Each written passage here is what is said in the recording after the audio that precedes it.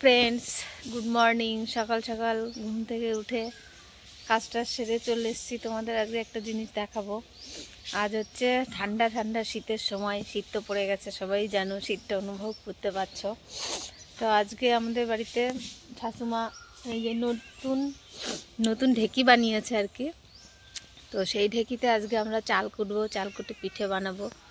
তো আজকেই সেটাই তোমাদেরকে আজকে দেখাবো যে শীতের সময় চালের গুঁড়ো দিয়ে পিঠে বানিয়ে খেতে কতটা মজা লাগে, সুন্দর লাগে। তো চলো আজকে তোমাদের দেখাবো যে আমরা ঢেকিতে চাল কুটে পিঠে বানিয়ে কিভাবে খাবো। তো সেটাই তোমাদেরকে আজকে দেখাবো। যন্ত্র করে নিয়েছে, আর এই যে সকালবেলা চাল ভিজিয়ে রেখেছিল, এটা এখন কোটা হবে। তো চলো ভিডিওটা শুরু করা যাক, আর ভিডিওটা তোমরা দেখতে থাকো, আশা করছি তোমাদের ভালোই লাগবে।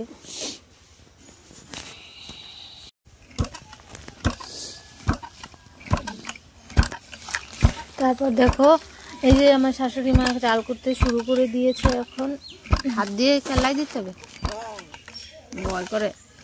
আর এই যে দেখো কি সুন্দর চালটা, যেহেতু সকালবেলা ভিজিয়ে রেখেছে, যদি আরও আগে ভেজানো যায়, ধরো 4-5 ঘন্টা আগে ভেজানো যায়, তাহলে চালটা খুব সুন্দর ভিজিয়ে প্রথমে জলটা ঝরানি দিতে হয়। জলটা ভালো করে শুদ্ধ করে ঝরে গেলে তাহলে গুঁড়োটা তাড়াতাড়ি পড়ে, জানো তো।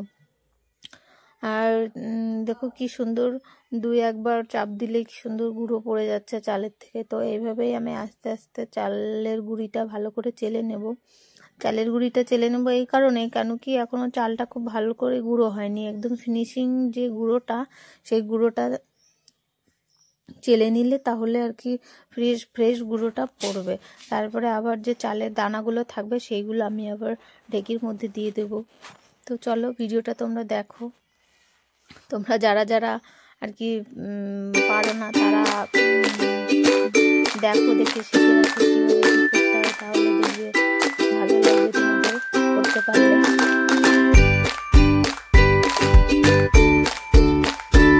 আর পিঠে বানানোর পুরো প্রসেসটাই তোমাদেরকে দেখাবো।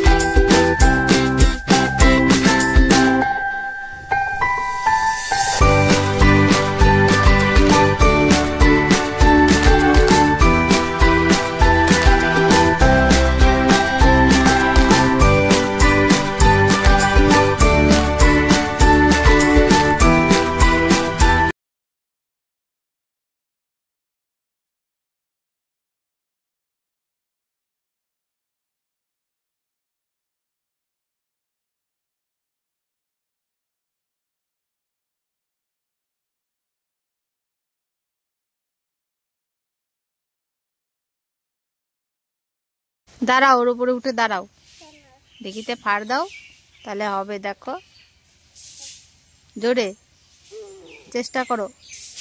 দাঁড়াও, উঠে দাঁড়াও, উঠে দাঁড়াও, দাঁড়াও পাতো কেন, পড়ে যাবা? তাই? তাহলে তুমি চাল কুটবে কি করে, তুমি পড়ে গেলে?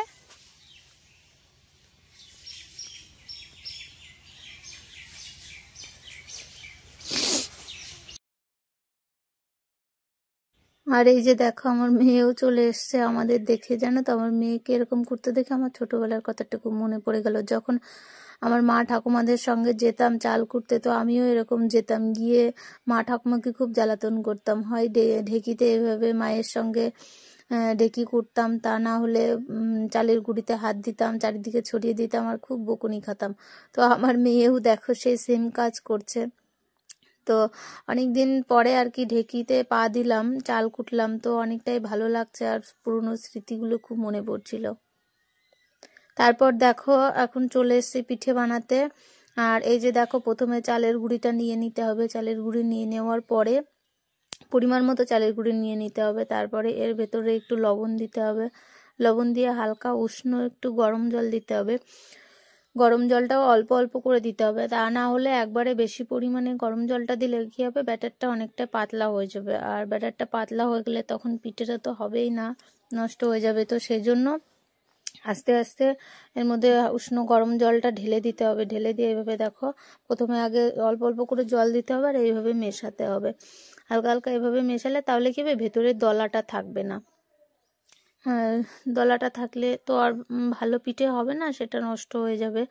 তো এইভাবে আস্তে আস্তে করে ভালো করে মিশিয়ে নিতে হবে, মিশিয়ে নিয়ে আর ব্যাটারটা দেখো তোমরা দেখতেই পাচ্ছ কেমন ধরনের ব্যাটার, না পাতলা আবার না গাঢ়, যেটা দেখো হাতে লেগে থাকলে বোঝা যাবে। পাতলা হলে কি হবে, হাতে লেগে থাকবে, আর অতিরিক্ত গাঢ় হয়ে গেলে সেটা আর কি পিঠেটা ভালো ফুলবে না।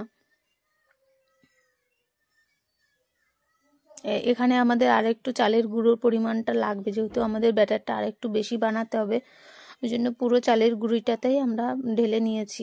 তো তোমরা তোমাদের পরিমাণ মতো নিতে পারো।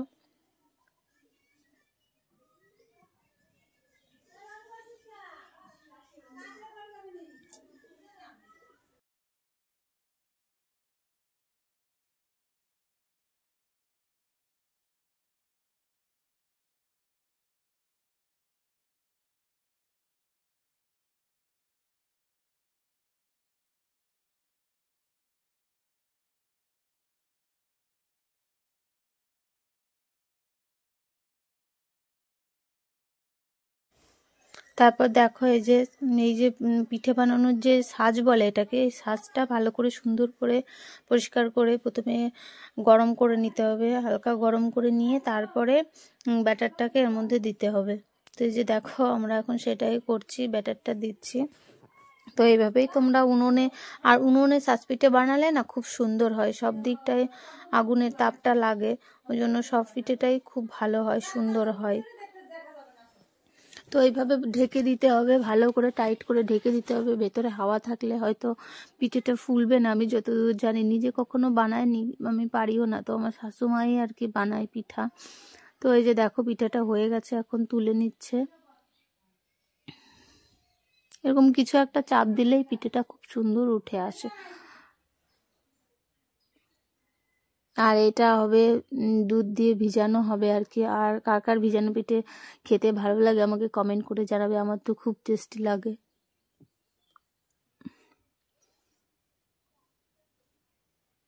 আর তারপরে লাস্টে দেখো ধনিয়া পাতা আর লঙ্কা, এই দুটো দিয়ে পিঠা বানালে যা টেস্টি লাগে না, হ্যাঁ পোক টেস্টি লাগে।